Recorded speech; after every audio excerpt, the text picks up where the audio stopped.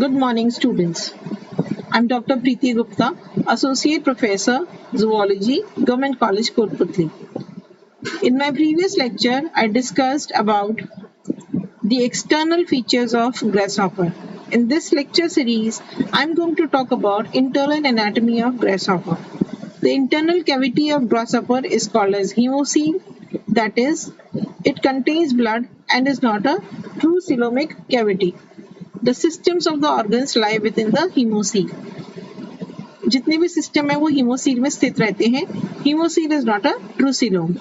इसमें आप इस चित्र में आप देख सकते हैं डाइजेस्टिव सिस्टम है, रिप्रोडक्टिव सिस्टम है, blood vascular system, excretory system as well as external features that is compound eyes, antennae, mouth parts and various external structures. अब हम हर एक सिस्टम को थोड़ा डिटेल में स्टडी कर लेते हैं. सो पहला सिस्टम है डाइजेस्टिव सिस्टम. जैसा कि आप जानते हैं डाइजेस्टिव सिस्टम में सबसे पहले आता है एलिमेंट्री कैनाल. ग्रासहॉपर की एलिमेंट्री कैनाल 3 भागों में बटी होती है, foregut, midgut and hindgut. Foregut को हम स्टोमोइडियम भी कहते हैं. ये शुरू होती है माउथ से या मुख से. मुख के चारों ओर माउथ पार्ट्स पाए जाते हैं and it opens into a short muscular pharynx. The pharynx Leeds into a short narrow slender oesophagus. Oesophagus खुलती है कॉनिकल थैले जैसी संरचना जो कि पतली भित्ति का बना होता है, crop.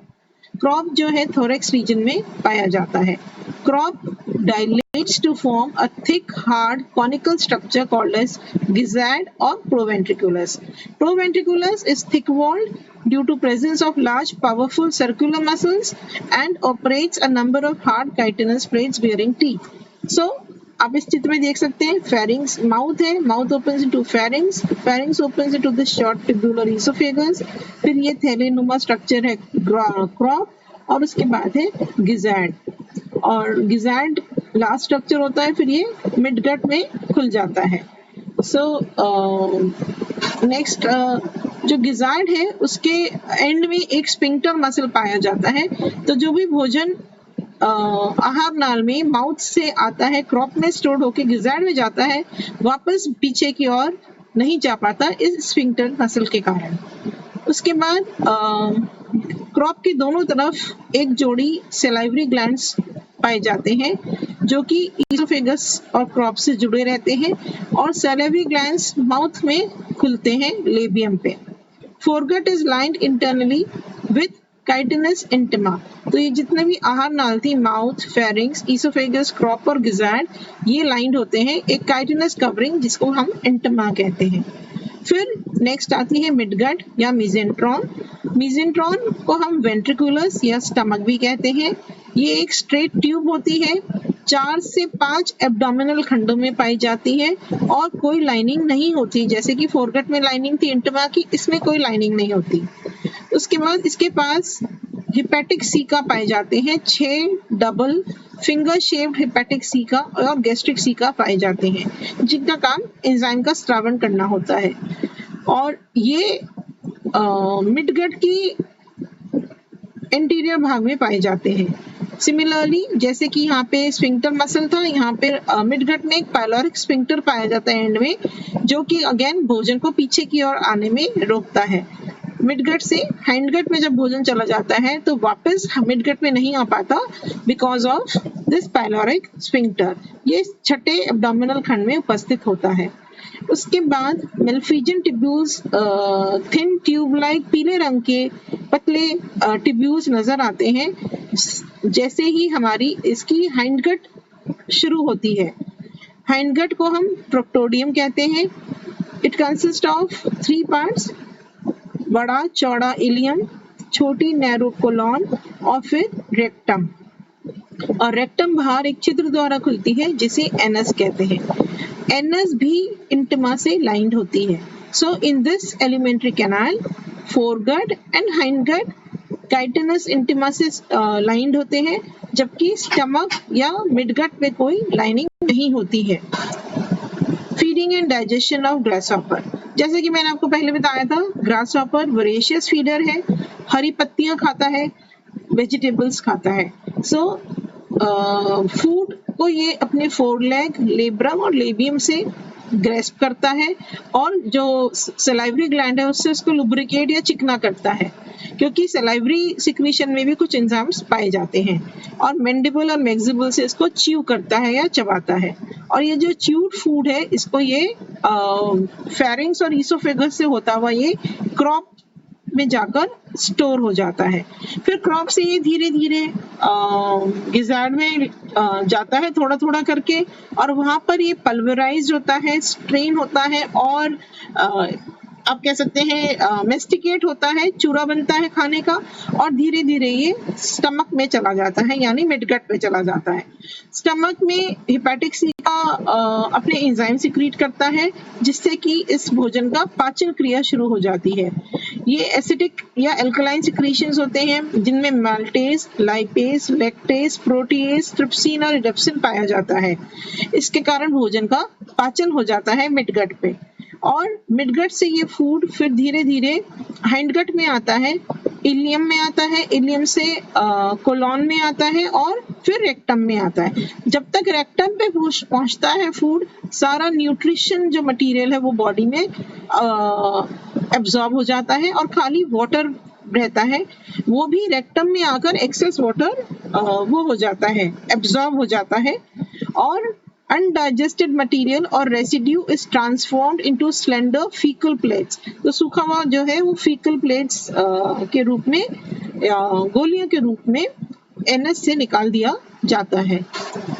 Circulatory system of grasshopper यानी परिसंचरण तंत्र। परिसंचरण तंत्र सिंपल प्रकार का होता है, ओपन होता है, लेक्यूनर कहलाता है, क्योंकि यहाँ पर कोई कैपिलरी और वेन्स नहीं पाए जाते।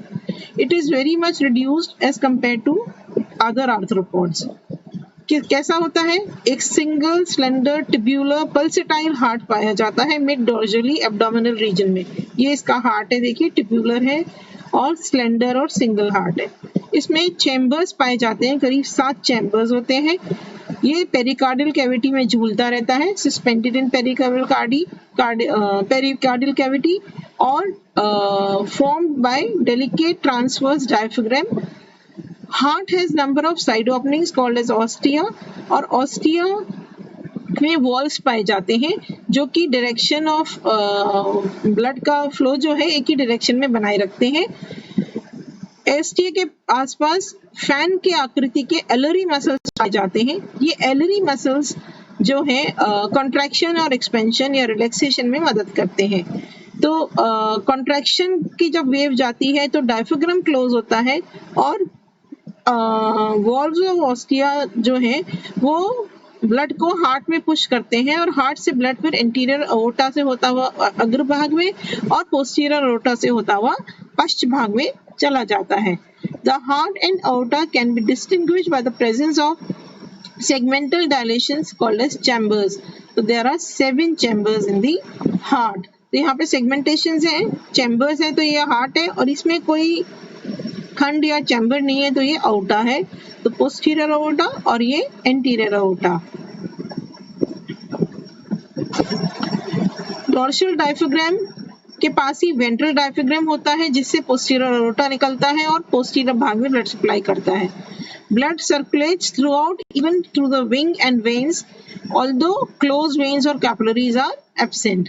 तो यहाँ पे आप देखिए कि एंटेना में भी जा रहा है, अओर्टा से विंग्स में भी जा रहा है, और पोस्टीरियर भाग में, यानी पूरी बॉडी में सर्कुलेशन ऑफ ब्लड मेंटेन रहता है। ब्लड प्लाज्मा में कलरलेस ब्लड सेल्स होते हैं जो कि फेगोसाइट्स की तरह एक्ट करते हैं और फॉरेन ऑर्गेनिजम्स को हटाते हैं। Blood serves mainly to transport food and waste material.